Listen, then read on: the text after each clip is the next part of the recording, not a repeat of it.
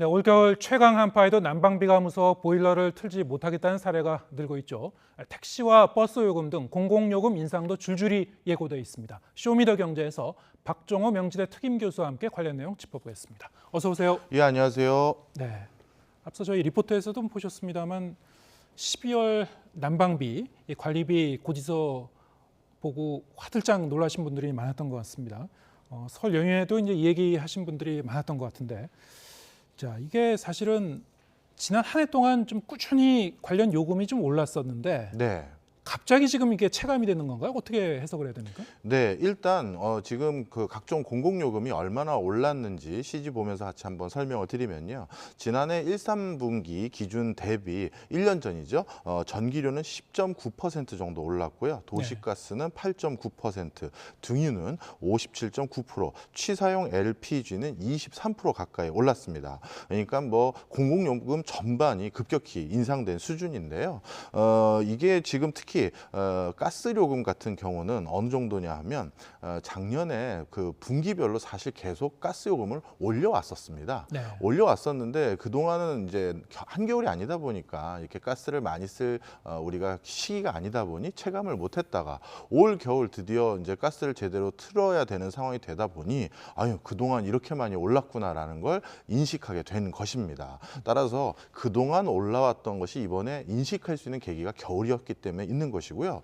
더더욱 안타까운 것은 앞으로인데요. 앞으로가 더 올라갈 것이 예상되어 있기 때문입니다. 네. 사실 이번에 공공요금 인상에서는 전기료 대폭 인상되고 기타 요금이 대폭 인상되면서 지금 이 상황에 도시가스 요금까지 올리면 이거는 너무 큰 압박감이 될 것이다라고 해서 가스 요금은 이번엔 배제가 되어 있는 상태입니다. 네. 하지만 이 다음번에는 올려야 될 상황이라고 이미 정부가 예고했기 때문에 지금보다도 앞으로 가스값이 더 나올 가능성이 높은 거죠.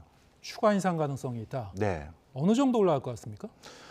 사실 작년 이렇게 보시면 되는데요. 한전이 작년에 받은 적자가 한 30조 원이고 네. 올해도 한 10조 원 이상의 적자가 예상됩니다. 이것을 전부 다 회복하기 위해서는 작년 3분기 내리 올렸던 그 전기요 인상만큼을 매 분기마다 올려야 사실 적자를 만회할 수 있는 수준이에요. 네. 그렇기 때문에 이게 뭐 꼭 그렇다고 올린다는 얘기는 아니지만 그 정도로 전기 요금을 올려야 되는 압박감을 각각 공공기관의 부채 규모로 인해서 받고 있는 상황입니다.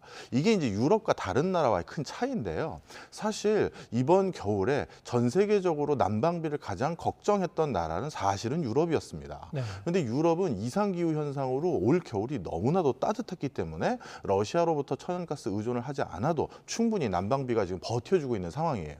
그런데 우리나라 같은 경우는 대표적으로 겨울 난방비에 해당되는 게 천연가스인데 우리나라는 전 세계에서 천연가스를 세 번째로 많이 수입하는 국가입니다. 그런데 우리나라가 주로 천연가스를 수입해 오는 곳이 카타르 지역에서 수입을 해오는데요. 이게 최근 얼마나 올랐냐면 2020년 7월 대비 10배가 가격이 올랐습니다.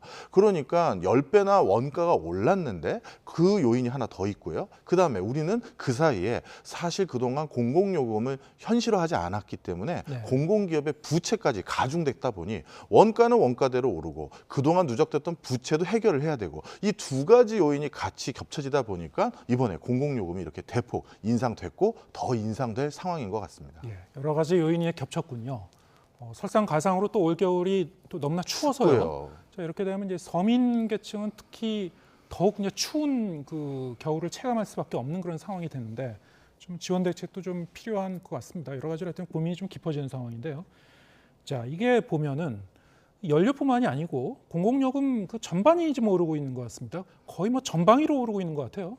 예, 맞습니다. 사실 이제 택시 요금이나 지하철 요금, 버스 요금도 이제 줄줄이 인상이 되고 있는데요. 먼저 서울 중형 택시 같은 경우는 2월 기준으로 3,800원에서 4,800원으로 추가적인 인상이 예상되고 있고요. 네. 지하철 같은 경우도 300원에서 400원 정도의 추가적인 인상, 그다음에 버스 가격도 인상이 예고되고 있습니다.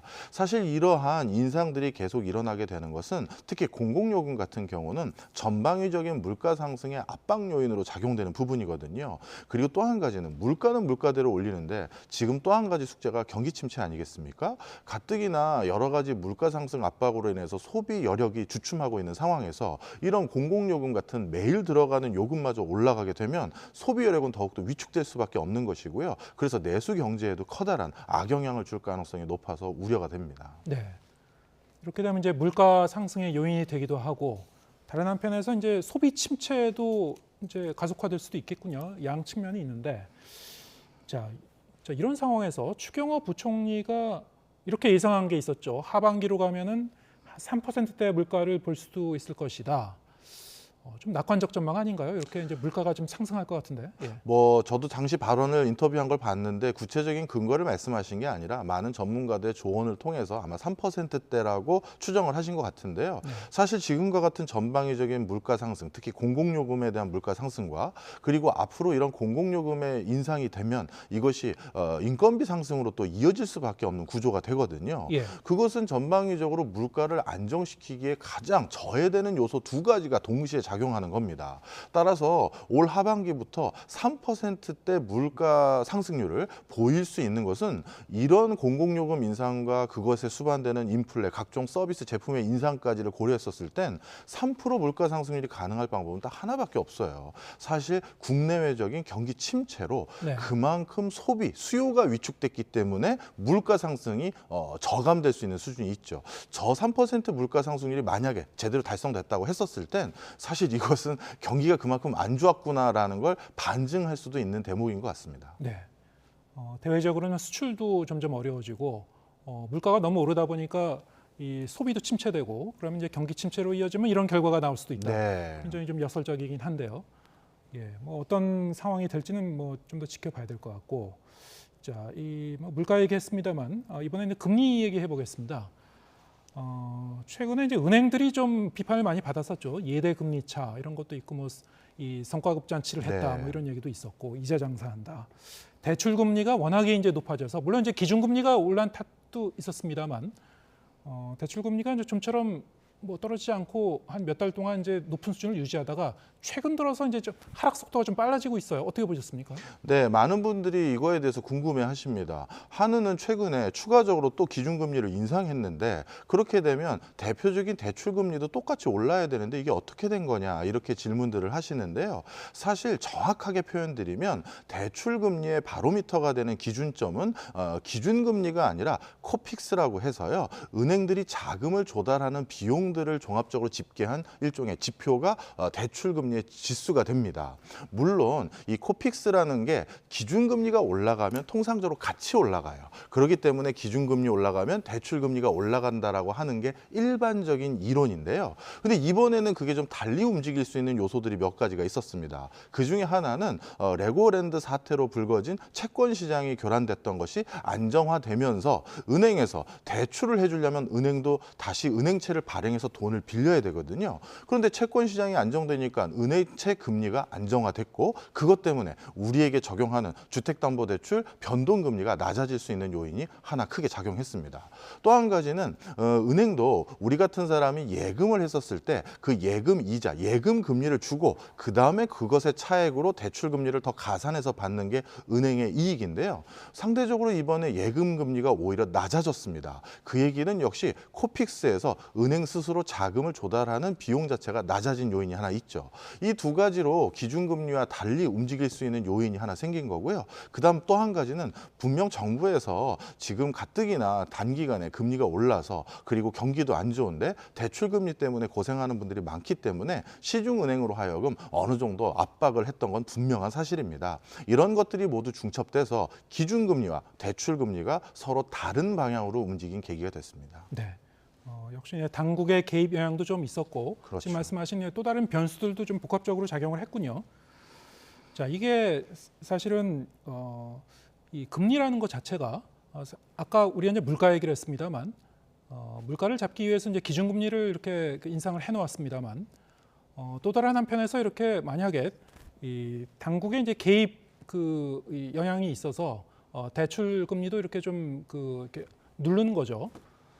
이게 사실 정책 효과 측면에서는 좀 자기 모순적 측면도 있을 것 같은데 어떻게 보십니까? 네, 아마 정부 사이드에서도 많은 고민이 있었을 겁니다. 그런데 이번에 기준금리를 올려서까지 물가를 잡아야 되는 상황은 분명히 인지했음에도 불구하고 대출금리를 인하하는 이런 정책적 기조를 선택한 것은 그만큼 지금 영끌로 대표되는 금리 인상으로 인한 대출 부담이 가중되고 있는 어떤 계층이 급격히 늘고 있다는 점입니다. 네. 특히 주목해야 될 부분은요. 이번에 한국은행이 이번에 추가적인 금리 인상을 단행함과 동시에 당분간 추가적으로 금리를 인상할 일은 거의 없을 것 같은 예고 아닌 예고를 했거든요. 그러면 이 금리 인상이 더욱더 안 되기 때문에 이제 어떻게 보면 대출 부담으로부터 자유로운 것이냐? 그게 아니라 지금 이 높은 금리 수준이 아마 하반기까지 계속 이어질 가능성이 많습니다. 네. 따라서 지금 대출 금리를 낮춰주는 것이 어떻게 보면 일시적인 효과를 목표로 한 것이 아니라요. 거의 1년 내내 대출 부담을 지속적으로 감내해야 되는 계층들을 대상으로 미리 선제적으로 대출 부담을 좀 줄여서 차상위 소득 계층으로 떨어지거나 신용불량자로 전락하는 일을 막아주려는 방편 중에 하나로 선택한 것 같습니다. 그렇군요. 이 대출을 많이 안고 계신 분들 앞으로 저 정도의 대출 금리 수준이 상당 기간 지속될 가능성이 있다. 앞으로 이제 얼만큼 버틸 것인가 이게 문제가 되겠군요. 네. 알겠습니다. 자, 이 증시 얘기도 해보겠습니다. 새해가 시작되면서 과연 1월 효과가 있을까 없을까 뭐 이런저런 전망이 있었습니다만 일단은 지금 이제 올라가는 추세를 보이고 있습니다. 어떻게 보십니까? 이게 오늘도 이제 좀 올랐던 것 같은데요. 지금 시장 상황 연초에 예상했던 거하고 좀 다르게 펼쳐지고 있는 건가요? 통상적으로 1월에는 많은 경우 증시가 올랐던 반등했던 경우가 많습니다. 네. 그것에 빗대어 봤을 때 이번에 특히 더 많이 올랐다 이렇게 보기는 사실은 어려운 상황입니다. 그렇군요. 예. 그리고 우리나라 종합주가지수에서는 어떻게 보면 저게 평균이잖아요. 모든 상장회사의 평균치인데 그런데 상장회사의 가장 절대적인 비중을 차지하는 것은 삼성전자를 중심으로 한 반도체 업종들입니다. 사실 반도체 업종에서 좋은 성적표를 거두지 않고서 종합주가지수가 반등하는 것을 기대하기라는 건 사실 쉽지가 않거든요. 가장 가중치가 크기 때문에요.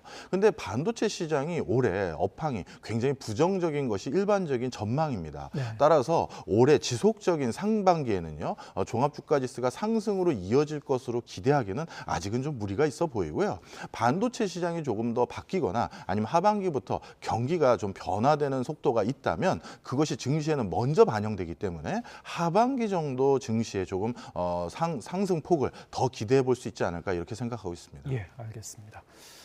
자, 이 금융당국이 이제 규제를 풀겠다고 발표한 게 하나 있었습니다. 외국인 투자자 등록제 한 30년 넘게 유지해 왔었는데 이걸 폐지하겠다고 했어요.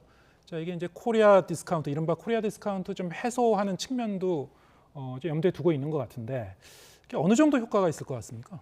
네, 사실 최근 들어서 국민들을 대상으로 설문조사한 게 있는데요. 만약에 증시가 좀 괜찮을 것 같으면 다시 증시에 투자를 하시겠느냐라는 질문에 상당히 많은 수가 긍정적인 답변을 하셨습니다. 네. 그만큼 이제 우리가 예금 금리만 가지고는 생활이 안 되기 때문에 적극적인 투자자들이 늘고 있는 상황에서요. 뭐든지 이 투자에서 성과를 내기 위해서는 외국인 투자들도 같이 지원을 해줘야 됩니다. 네. 국내 증시의 절대적인 비중이 또 외국인 투자자거든요. 그런 외국인 투자자들에게 국내 투자할 수 있는 조그마한 허들들을 낮춰가는 지금 시작점인 것 같고요. 이것만 가지고 외국인 투자자들이 들어온다 이렇게 보지는 않습니다만 네. 이런 조치들이 앞으로 계속 이어진다면 분명 우리 증시도 다른 기조가 생길 거라고 봅니다. 네. 하나 이제 계기는 될 수 있겠는데 네. 근본적으로는 뭐 지배 구조라든가 여러 가지 근본적인 부분을 좀 많이 개선을 해야 되겠죠. 그렇죠. 예, 알겠습니다. 박정호 명지대 특임 교수와 함께했습니다. 고맙습니다.